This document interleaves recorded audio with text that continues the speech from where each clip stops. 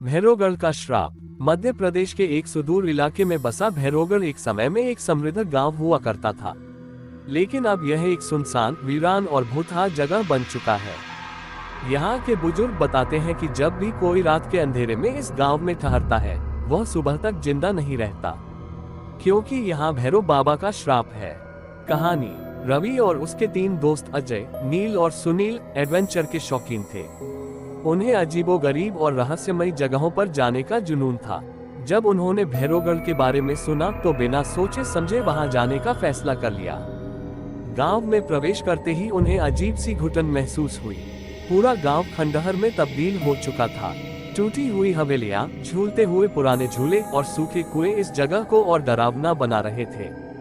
गांव में एक भी इंसान नहीं था, लेकिन हर तरफ ऐसा लग रहा था कि कोई छिपकर उन्हें देख रहा हो। यार, ये जगह अजीब लग रही है, हमें वापस चलना चाहिए, नील ने कांपती आवाज में कहा। अरे डरपोक मत बनो, हम बस कुछ घंटे रुकेंगे और फिर वापस चले जाएंगे, रवि ने हंसते हुए जवाब दिया।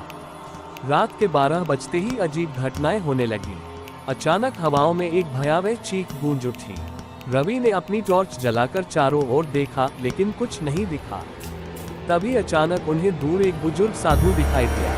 साधु कांपती आवाज में बोले, तुम्हें यहाँ नहीं आना चाहिए था, ये गांव श्रापित है।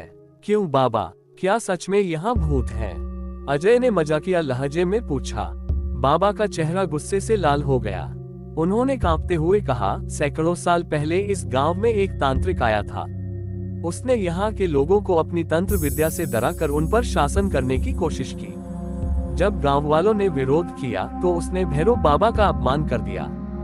तभी से इस गांव पर श्राप लग गया। अब हर अमावस्या की रात उसकी आत्मा यहाँ भटकती है और जो भी गांव में ठहरता है उसे अपनी बलि बना लेती है। इतना कहकर बाबा अचानक गायब हो गए। रवि और उसके दोस्त हक्का बक्का रह गए। तभी हवा तेज होने लगी, चारों तरफ से जोर जोर से फुसफुसाने की आवाजें आने लगी।